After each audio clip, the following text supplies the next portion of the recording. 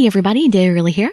Thank you so much for joining me for another episode of Hakuouki Zuisoroku, the fan disc material from the first game, or the extras added to the PS3 version. Today we are doing Hajime Saito's Shinsengumi Adventures 2, and maybe his Memories of Love 2, depending on how long it is. So let's see just how Saito handles the whole Shinpachi thing. We'll be skipping everything we read before. For our first choice, we must infiltrate Shinpachi again. I wonder what stories we have to stay at the headquarters for. This time, for once, we have to find someone right away because, I think, Saito and Yamazaki are stationed here? More and more restless, disgruntled men were gathering in the large room. The grumbling increased in volume, and the mood continued to darken. This was information I needed to tell the Shinsengumi, but it was possible that my father could walk in at any time, and he was the reason I was there. Yeah, but he could walk in at any time, like, throughout the entire time you're here. Can't think about that every second of your life. How will you go to the bathroom then? If that was the case, then, should I wait a bit longer on that chance? What should I do? Report it immediately. It was important that they know about this right away. If I waited too long, then the secret meeting might end and I'd have missed my chance to stop them. Hijikata had stationed Saito and Yamazaki as bodyguards here at the Sumi. Yep, I remember correctly. I had to tell them about this as soon as possible. I have a good memory at the weirdest times, don't I? My feet moving as quickly as my kimono would allow, I rushed to the room they were working out of. I see. So we're sure the group of warriors in the private room are plotting revenge on the Shinsengumi. Yes. That information alone isn't enough evidence, unfortunately. Well, aren't you our spy, Yamazaki? Go spy. We must determine the purpose of these secret meetings they've been holding in Shinpachi night after night. He had a very good point. We already knew that the Imperial Nationalists held a grudge against the Shinsengumi. It was obvious. If we were arrested and questioned them right now, they could just say they had too much to drink and were simply boasting to each other. Saito, who had kept silent while we spoke, offered up a suggestion. Chizuru, perhaps you should join their party and see if you can find out the reason for their meetings. Huh? Me? I will intercede immediately to rescue you. If something happens, it won't be a problem. I totally trust you on that. Okay, I don't mind, but... Saito, why have you been facing that wall over there this whole time? Oh, because I'm too beautiful to look at. He flinched, and several emotions flashed over his face too fast for me to catch. Well, that's... His head turned to look at me straight on, presumably as a preamble to answering me. But he blushed. He looked away again immediately, appearing strangely rattled and pale. Who could have imagined that a kimono and some makeup would change her appearance so much? Should I say something nice to her about it? You just did. If you actually said that loud enough for me to hear, then you just did. But I have no clue what would please her. I mustn't forget that she's dressed this way for the mission, and it could be that she did not wish to do so. But it is possible that if I don't say anything, that she may misinterpret my feelings on the matter. What should I do? Saito? Firmly turned away from me, he appeared to be mumbling to himself, but too quietly to be heard. It was unusual behavior for him, and I was at a loss. It's so cute! I love it! Yamazaki? What do you think is going on with Saito? I believe he has a lot on his mind. Let's just leave him be. Does he understand? I have a feeling he knows. Okay. It is decided. We'll have you visit the private room of the group in question. But remember, if anything happens to you and you find yourself in danger, run to us immediately. Do you understand? Yes, I understand. Got it, boss. I can handle this. With some minor trepidation, I headed toward the large room the suspicious men were staying in. I urged my nerves to settle. I couldn't mess this up, not when all the ronin inside were likely to turn on me if they found out who I was. I slid the door open and peeked in. It appeared that the secret meeting was finished before I arrived. The mood had changed to a party where the food and drink were plentiful. Oh, am I too late?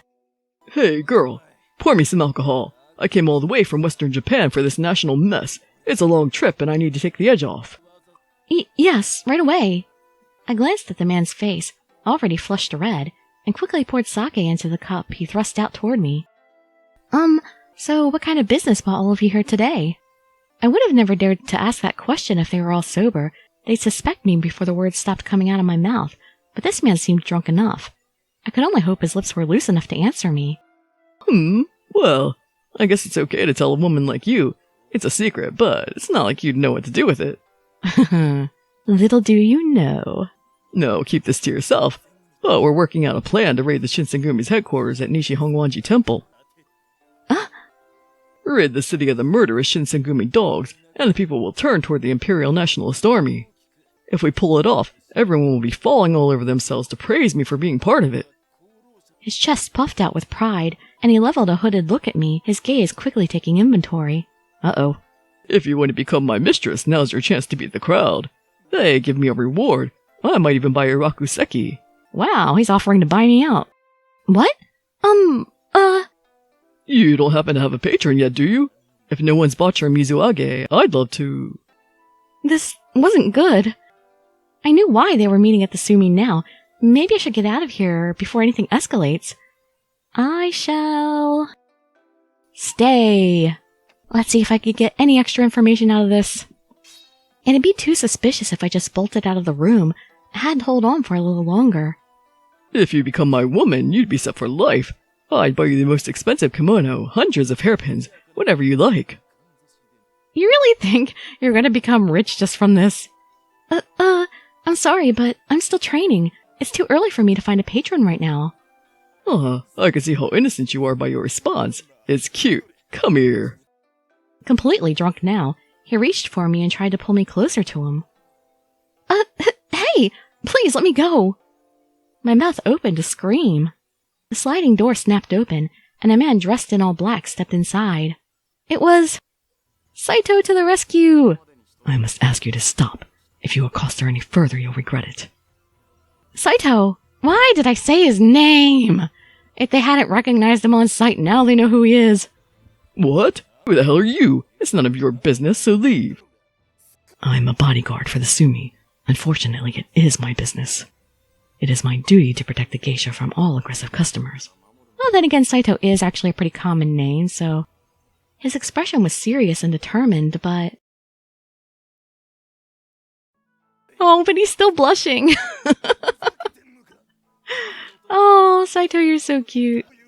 The hell? Are you messing with me? You have some nerve talking to someone with your back turned. I completely understood his confusion, because I felt much the same way. He still can't look at me! For some reason, Saito had decided to squarely face me when he entered, his eyes unblinkingly on my face, and spoke to the Ronin behind him at the same time. Chizuru, it's you, right? He sounded oddly nervous. Yes, it's me. We saw each other earlier, remember? Yes. He nodded stiffly once. His eyes shifted slightly to connect with mine. The next words he spoke, solemn and heavy with purpose. I've been thinking. The only reason you're dressed like this is because the mission we gave you. What are you talking about in the middle of this room? Perhaps you personally might be feeling uncomfortable or unhappy in that outfit, as it is cumbersome, however. Hey, would you look at me when I'm talking to you? You can't ignore me and go off into your own world when I'm right here. Yeah, he can. He's doing it right now. His shouting battered against Saito's back, but ultimately fell on deaf ears. I decided I must speak with you now, so I have no regrets later. Saito's gaze was intense. He was as focused on me as he was in battle. Nothing would make him turn around. How dare you make an ass out of me? Blind with rage, the drunk Ronin balled up his fist and made the swing at the back of Saito's head. Saito, behind you!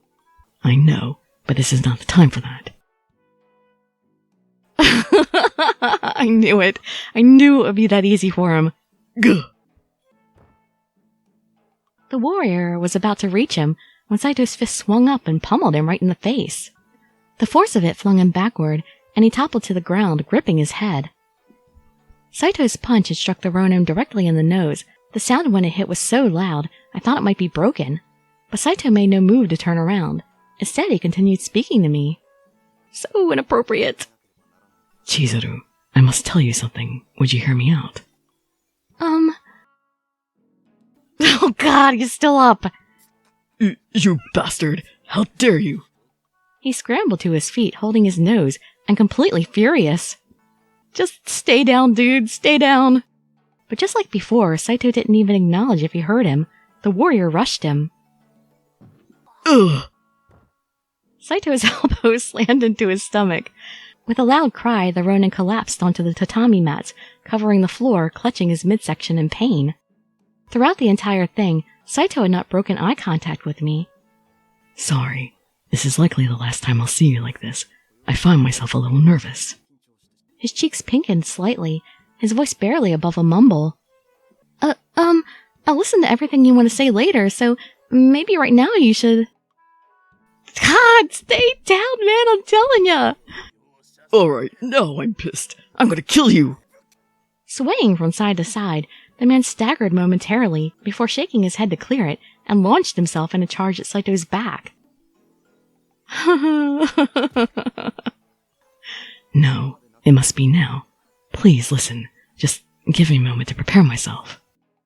Without looking, he struck the warrior in several precise locations. The Sumi didn't allow its guards to have weapons, so he made them entirely barehanded. Man, this is one impressive man. Just fighting a guy behind his back the whole time.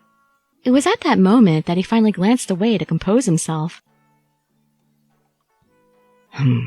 What's this? He looked around to discover he was surrounded by several angry warriors. How dare you! That trick you did with your hands. It's obvious you're not one of the Sumi's bodyguards. Who the hell are you? Who might you be? I'm in the middle of something. If you don't mind, we'll talk later. What the heck are you saying? No way we'll let you get away after what you did to our friend! Friend? What are you referring to? I don't recall doing anything in particular. I couldn't believe it. Somehow he was totally unaware of what he'd done to that Ronin.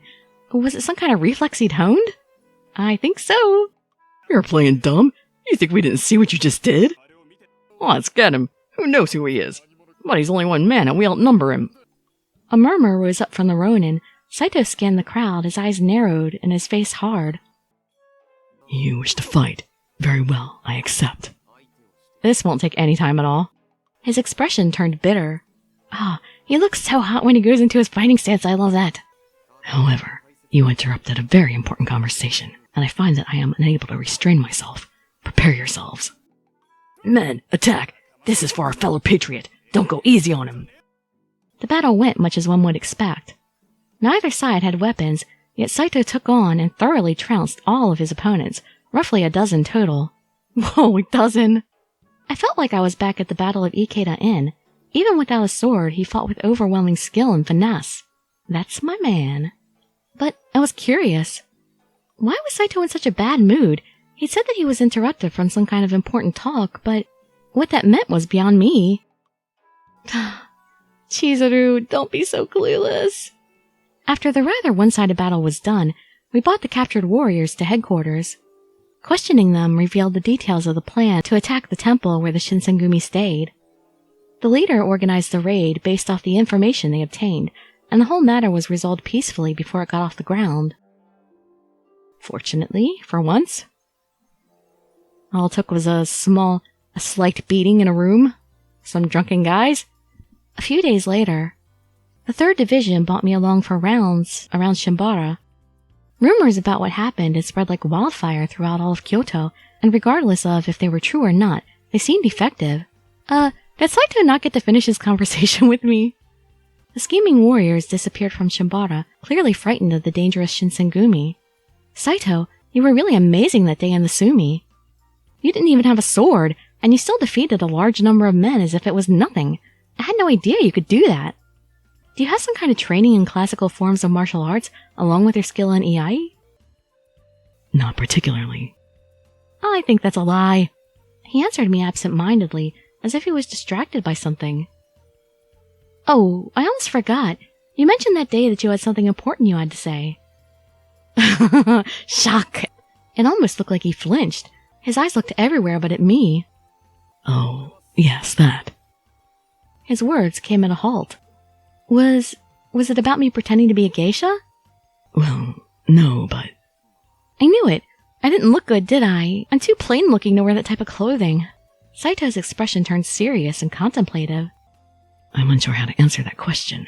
The situation we find ourselves in now is different from before, and I feel I missed my opportunity. But what I wanted to tell you back then is... Yes? Gently prompting him didn't seem to work as he fell silent, his gaze focused on the ground a few feet away. It was almost as if he hadn't even heard me. His lips compressed into a tight line. I wonder if I brought up something he would rather not speak about right now. He seemed reluctant to discuss someone's appearance. He certainly wasn't the type to pay attention to such things. Perhaps I should change the subject. Oh yes, I just remembered something from yesterday. I overheard one of the warriors mentioning that Hijikata might look good if he grew out a mustache like they do in England. Oh god, no! That would look horrible! I was trying to picture it, and I don't believe it'd be a good idea. What do you think, Saito? Saito swiftly looked up. By the expression on his face, he must have come to a decision about something, and turned toward me. Please have gathered your nerve. Chizuru, listen to me. Yes? What is it? His cheeks coloring slightly, he replied, forcing the words out with some effort. It looked very nice. Unable to maintain eye contact with me for some reason, his eyes were focused on the ground. Huh? What do you mean? You've seen it before? We're not talking about Hijikata, Chizuru! Please! I was stunned. What are you talking about? Of course I have. It was right in front of me the other day when we went to Shimbara. What? Hijikata grows a mustache every time he comes here? Oh god, this was such a waste of him working up his nerve. You can't exactly grow a mustache that fast either. Don't be so naive, Chizuru. He looked at me as if I'd grown a second head. His eyes narrowed and one eyebrow raised ever so slightly. Hold on. What exactly was your question referring to just now? Whether Hijikata would look good with a mustache, of course. The light of comprehension flashed in his eyes, and he quickly rushed to clarify his earlier words. No, that's not. I've never seen him with something like that, nor do I believe it would be a good look for him. Yeah, it would be terrible. If the commander chooses to grow one in the future, I wouldn't speak out against it, but... Then, what were you talking about earlier? You mentioned something looked nice. Well... Can't you backtrack the conversation, Chizuru? Saito's face flushed bright red, and he fell silent again. A few moments passed before he abruptly shook his head. Never mind. The time has passed. Let's just continue our rounds. Huh. Seeing no need to discuss things further, he turned forward again and walked off. Wait, Saito! I hurried after him. For the rest of the day, he refused to look me in the eye, no matter how hard I tried to get him to do so. That's what you deserve. You really messed with the man, Chizuru. Whatever he had intended to speak about, that important talk he mentioned, was never brought up again. I never did learn what he meant. What had come over Saito that day? What indeed? You foolish, foolish woman. But yeah, that was long enough for one video, so we'll have to do Memories of Love 2 and 3 for the next one. That was really cute, though. I think that is the cutest I've seen him be in any of these things so far. Much cuter than the original game. I mean, I think it's because, you know, in his original game, he was just so stoic and he was just always so tortured. And it's nice seeing this cute side of him. I think the only thing we got to see him do in the original that was cute was the fact that he messed up the buttons when he was buttoning his jacket. And he was embarrassed about that. But I think that was the only thing. So this was just adorable. Alright, well anyway, hope to see you in that next episode or some of my other videos. And I'd be so grateful for any likes, comments, subscriptions, or shares with your friends to show some support. Thank you so much for joining me, and I wish you all health, happiness, and safety. Dirili signing out. Bye bye everybody.